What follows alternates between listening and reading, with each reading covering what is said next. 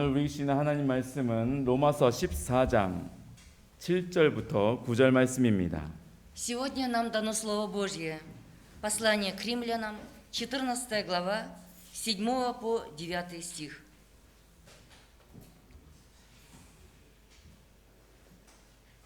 오늘 우리 주시는 하나님 말씀은 로마서 14장 7절부터 9절 말씀입니다. Слово, которое нам сегодня дается, послание к римлянам, 14 глава, 7 по 9 стих.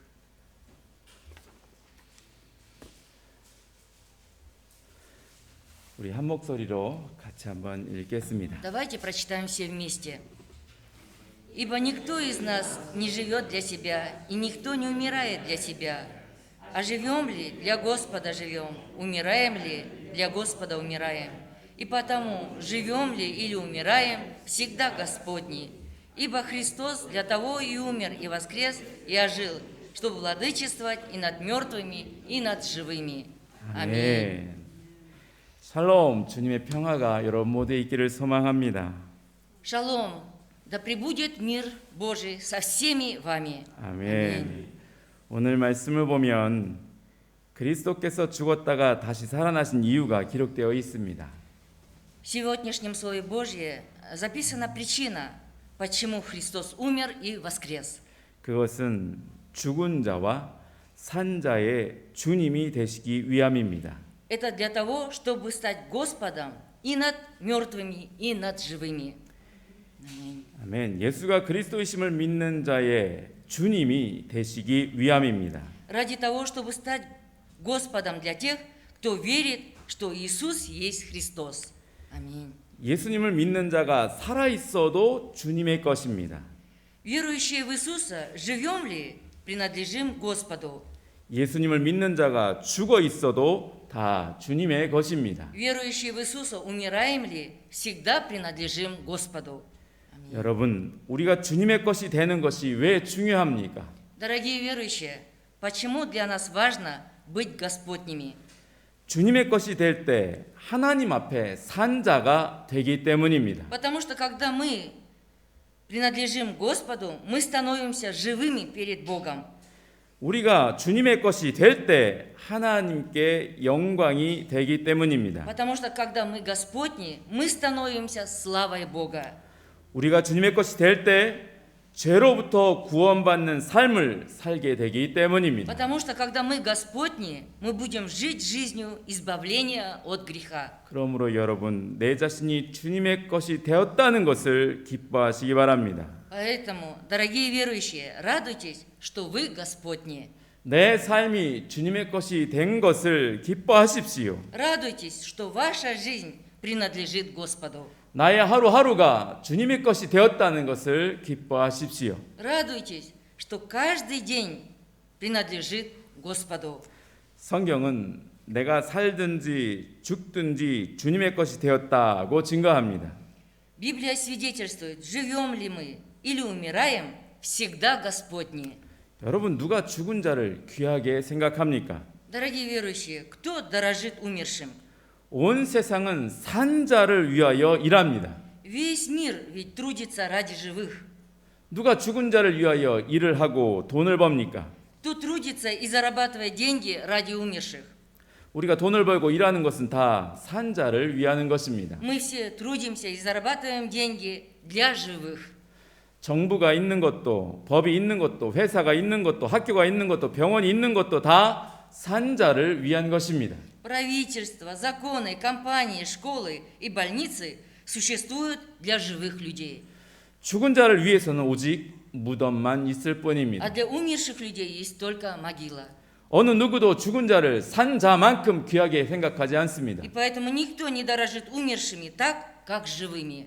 그런데 주님이 죽었다가 살아나신 것은 죽은 자와 산 자의 주가 되시기 위함입니다. Но причина того, что Господь умер и воскрес, чтобы стать Господом и для умерших, и для живых.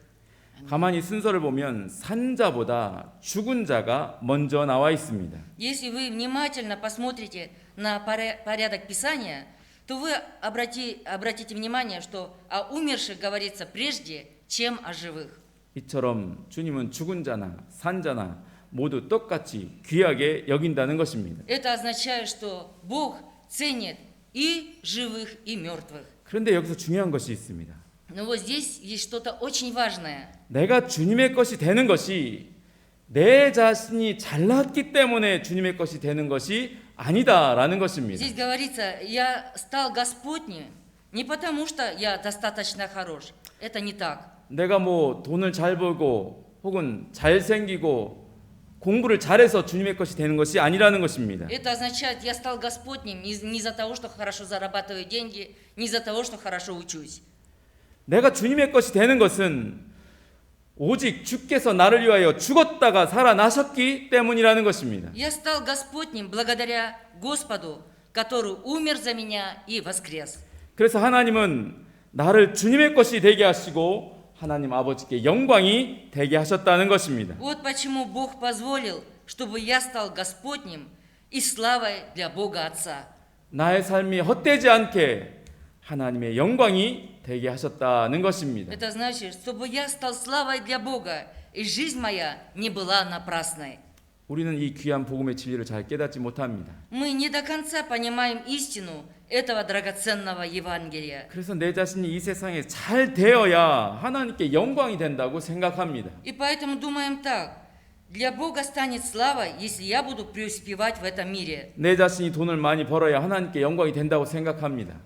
Мы думаем так, если я заработаю много денег, это станет славой для Господа. 그래서 하나님께 영광이 되기 위하여 좋은 학교에 들어가게 해달라고 기도하기까지도 합니다. Поэтому мы молимся даже так, чтобы Бог позволил поступить в престижную школу, для того, чтобы прославился Бог. 그래서 하나님께 영광이 되기 위하여 돈을 많이 벌게 해달라고 기도하기까지 합니다. Поэтому мы молимся даже так, чтобы Бог помог нам заработать много денег, для того, чтобы прославился Бог. 그렇지만 이것이 과연 하나님의 영광을 위한 것일까요? 아니면 나의 욕심을 위한 기도일까요? Но действительно ли это молитва ради славы Божьей? Или все же это молитва ради моей алчности? 우리 사무엘상 15장 22절 23절 말씀 함께 읽겠습니다. Давайте вместе прочитаем. Первая книга Царств, 15 главу, 22 по 23 стих. И отвечал Самуил: неужели все сожжения и жертвы столько же приятны Господу, как послушание гласу Господа? Послушание лучше жертвы, и повиновение лучше тука овнов. Ибо непокорность есть такой же грех, что волшебство и противление, то же, что идолопоклонство. За то, что ты отверг слово Господа, и Он отверг тебя, чтобы ты не был царем Израиля. 여호와 하나님은 사무엘 선지자를 통하여 사울 왕에게 말씀하셨습니다. Господь Бог обратился к царю Саулу через пророка Самуила. 아말렉 족속과 아말렉 족속의 모든 소유를 다 진멸하라는 것입니다. Бог сказал поразить народ Амалика и истребить все их имущество. 그래서 사울 왕은 아말렉 족속을 쳤습니다. И царь Саул поразил амаликитян. 그런데 사울 왕은 아말렉 왕과 왕 아각과 그리고 또한 살진 양과 소를 남겨두었습니다. Но царь Саул пощадил Агага, царя Амаликова, и оставил тучных овец и волов. 그리고 자기 자신을 위해서 기념비까지 세웠습니다. И даже для себя поставил памятник. 사무엘은 사울 왕에게 어찌하여 하나님 말씀에 순종하지 않았느냐라고 물었습니다. Самуил спросил царя Саула: зачем же ты не послушал гласа Господа? 그랬더니 사울 왕은 하나님께 제사를 드리기 위해서 살진 양과 살진 소를 남겨두었다라고 말합니다. Тогда царь Саул сказал: я пощадил лучших из овец и волов для жертвоприношения Господу.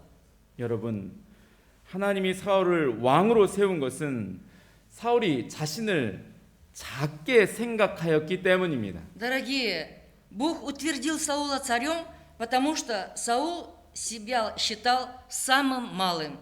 그런데 지금 사울 왕은 하나님의 말씀보다 자신의 생각을 더 크게 생각하고 있습니다. Но теперь же царь Саул посчитал, что его мысли превосходят Божьи слова. 하나님 말씀은 아말렉 사람들과 그들의 모든 소유를 다 남기지 말고 진멸하라는 것이었습니다. Слово Бога было таково: порази Амалика и истреби все, что у него есть, то есть всю собственность их. 근데 사울왕은 하나님 말씀을 위대하게 생각하지 않았습니다. Но царь Саул не воспринимал величие Божьего Слова. 그보다는 자신의 생각을 더 크게 생각하였습니다. Он считал, что его мысли превыше Божьих слов. 누구나 사람마다 기준이 있지요. И у каждого человека есть критерии. 이것은 이렇게 해야 돼, 저것은 저렇게 해야 돼라는 기준이 있습니다. Есть критерии, что позволительно и что непозволительно делать человеку. 그런데 하나님의 기준보다도 내 기준 그것을 더 크게 생각했다는 И 것입니다. поэтому свой критерий он выставил превыше Божьего критерия. 그래서 하나님의 종을 통하여 말씀하신 대로 순종하지 않고 자신의 마음대로 결정하고 행동하였던 것입니다. И вместо того, чтобы повиноваться тому, что Бог сказал через своего слугу, он решил и действовал согласно своей собственной воле. 여러분, 하나님의 말씀은 완벽합니다. Дорогие, Слово Божье совершенно. 그러므로 하나님의 말씀을 우리는 온전히 순종해야 됩니다. И поэтому мы должны полностью повиноваться Божьему Слову. 제가 생각하는 것 꼭 잘 들어야 하는 말 두 가지가 있습니다. И вот то, что я говорю, есть на то две причины, чтобы вы внимательно слушали. 첫 번째는 하나님 말씀입니다. Это то, что мы должны внимательно слушать Слово Божье. 두 번째는 아내의 말입니다. И второе – это слова жены. 그래야 됩니다. Тогда все получится. 제가 안 듣는 것 같이 보입니까? А вы думаете, что я не слушаюсь ее? 제 아내한테 물어보시죠. 잘 듣는 사람인지. Вы спросите у моей жены, она вам скажет, что я ее очень хорошо слушаюсь. 여러분, 사울 왕은 하나님의 영광을 위하여 살았던 사람이 아니라 자신의 영광을 위하여 살았던 사람이었습니다. Дорогие, царь Саул был человеком, который жил не ради Божьей славы, но он был человеком, который жил для своей собственной славы. 그렇기 때문에 자신의 이름을 위하여 기념비까지 세웠던 것입니다. И именно поэтому он даже построил памятник в честь своего имени.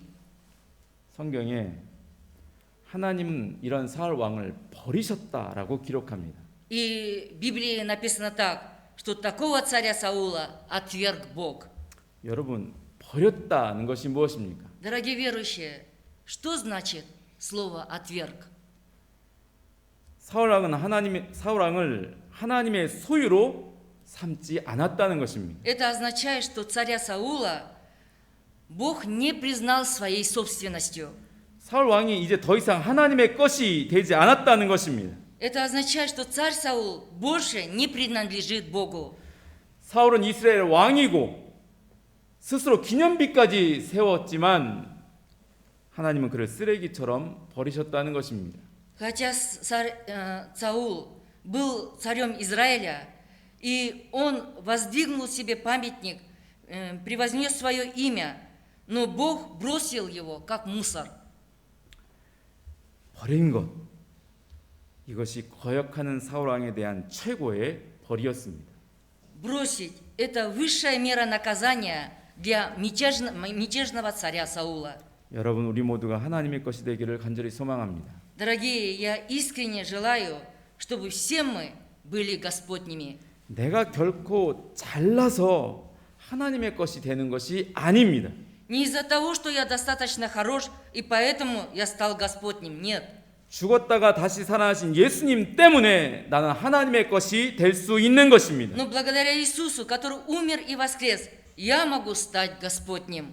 Аминь. 여러분, 하나님의 기준은 죽었다가 살아나신 예수님이 하나님의 기준입니다. Да, критерием для Бога является умерший и воскресший Иисус Христос. 그 하나님의 기준 앞에 내 기준을 자꾸 세우지 마십시오. И поэтому перед таким великим Богом не выставляйте свой критерий. 교회는 오직 하나님의 기준만이 높이 서 있어야만 합니다. И церковь должна только выставлять Божий критерий. 우리가 다 서로 다른 것 같지요. Нам кажется, что мы все разные, 그러나 우리는 다 하나가 되었습니다. но мы стали едиными во Христе. 왜냐하면 죽었다가 살아나신 예수님이라는 그 한 기준 때문에 우리는 다 똑같이 하나님의 것이 된 것입니다. Мы стали все ровно со всеми едиными и стали одним критерием. И критерием нашим является Иисус Христос. Аминь. 그런데 교회를 깨트려지려고 하는 게 있습니다. Но есть то, что может разбить церковь. 서로가 자기 기준을 자꾸 세우면 깨지게 되는 것입니다. Да, разбить, то есть разделить церковь можно таким образом, когда мы выставляем свой критерий. 사울 왕처럼 하나님의 기준보다 자기 기준을 세우려 하면 안 되는 것입니다. И поэтому ни в коем случае нельзя поступать как царь Саул, который выставлял собственный критерий превыше всего. 자, 그러므로 죽었다가 다시 살아나신 예수님을 기뻐하고 찬양하십시오. И поэтому радуйтесь и хвалите Иисуса, который умер и воскрес. 오직 죽었다가 다시 살아나신 예수님의 은혜로 내가 하나님의 것이 되었고 하나님께 영광이 된다는 것에 감사하시기 바랍니다. Благодарите за то, что только по милости Иисуса, который умер и воскрес, я стал Господним и стал Господней славой. 여러분 세상에서 내가 귀하다고 해서 하나님이 나를 귀하게 생각하는 것이 아닙니다. Дорогие, то, что я драгоценен в этом мире, не означает, что Бог считает меня драгоценным. 내가 예수님의 것이 되었기 때문에 하나님이 나를 귀하게 생각하시는 것입니다. Бог считает меня драгоценным из-за того, что я принадлежу Иисусу. 세상에서 나를 아무 쓸모 없다라고 말할지라도 내가 예수님의 것이라면 하나님이 나를 귀하게 여기는 것입니다. Хотя мир говорит, что я бесполезен, но если я принадлежу Иисусу, Бог признает меня драгоценным. 심지어는 나는 아무 쓸모가 없어라고 생각할지라도 내가 예수님의 것이 되었다면 하나님 나를 기쁘게 생각하십니다. Даже если я посчитаю себя никчемным, но если я принадлежу Иисусу, Бог признает меня бесконечно драгоценным. 우리 Аминь. 마가복음 6장 41절 같이 읽어봅시다. Давайте вместе прочитаем Евангелие от Марка, 6 главу, 41 стих. Он взял 5 хлебов и 2 рыбы, воззрев на небо, благословил и преломил хлебы и дал ученикам своим, чтобы они раздали им, и 2 рыбы разделил на всех. 여러분 예수님이 귀하게 여긴 것과 예수님이 귀하게 여긴 사람들을 보십시오. Дорогие, посмотрите, чем дорожил Иисус и как дорожил людьми Иисус.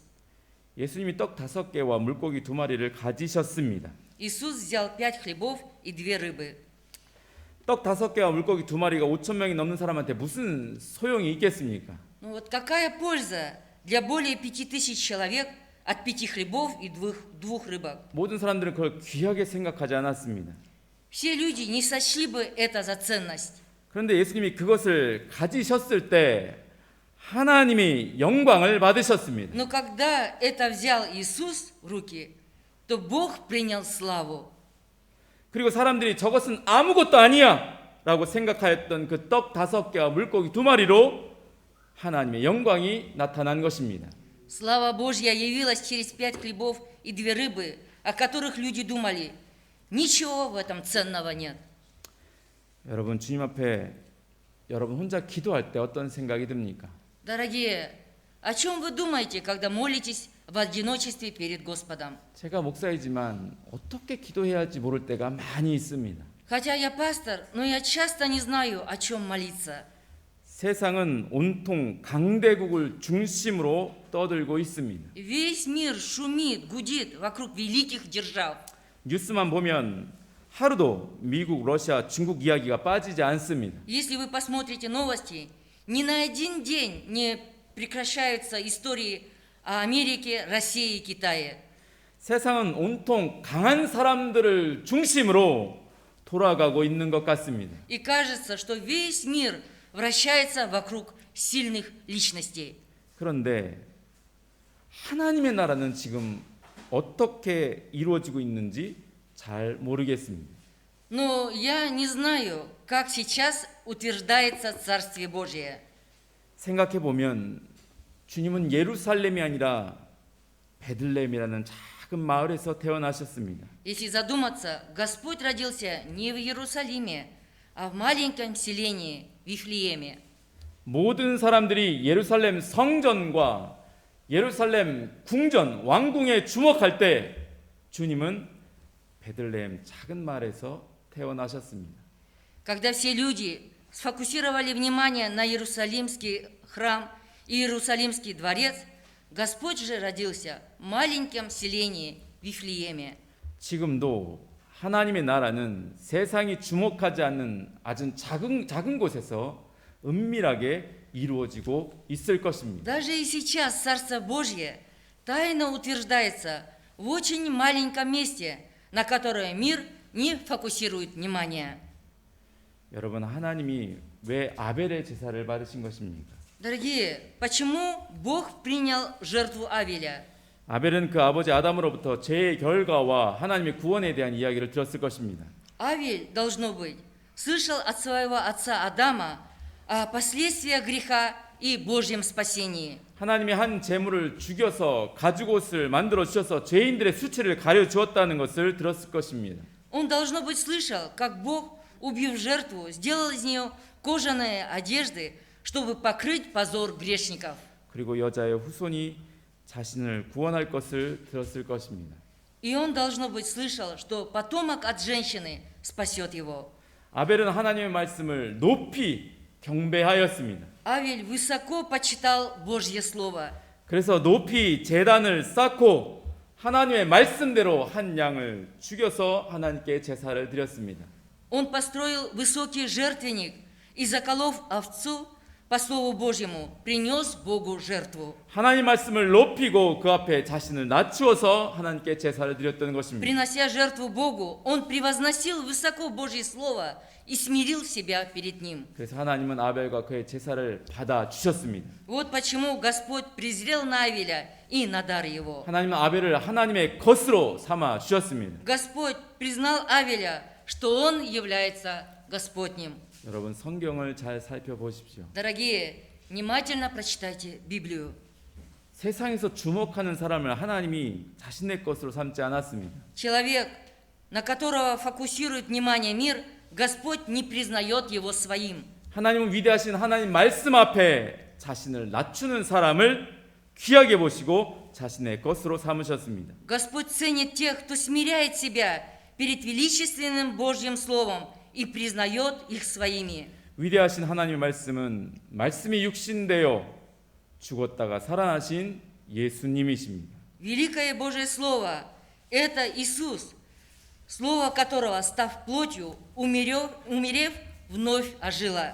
하나님은 지금도 위대하신 하나님 말씀, 곧 죽었다가 살아나신 예수 그리스도를, 예수님 앞에 자신을 낮추는 사람을 귀하게 보시고 하나님의 것으로 삼으시는 것입니다. Бог и сейчас к тем, кто смиряет себя перед великим Божьим Словом, то есть перед Иисусом, который умер и воскрес, Господь ценит таковых и признает, что они Господни. 이것은 여러분이 살아있든지 죽어있든지 상관이 없습니다. Не имеет значения, живем ли или мы умираем. 이것은 여러분 부자든지 가난하든지 상관이 없습니다. Не имеет значения, богаты вы или бедны. 여러분이 유명하든지 유명하지 않은 사람인지 상관이 없습니다. Неважно, знамениты ли вы или не знамениты. 그러므로 여러분 매일매일 제단을 높이 쌓아 주십시오. Тем не менее, каждый день возводите высоко жертвенник. 매일 죽었다가 살아나신 예수님을 높이 찬양하고 기뻐하시기 바랍니다. Каждый день хвалите и радуйтесь Иисусу, который умер и воскрес из мертвых. 그렇게 제단을 쌓고 기도한 사람을 하나님 기뻐하시고 받아주시는 것입니다. Бог с радостью примет тех, кто возводит жертвенник и молится.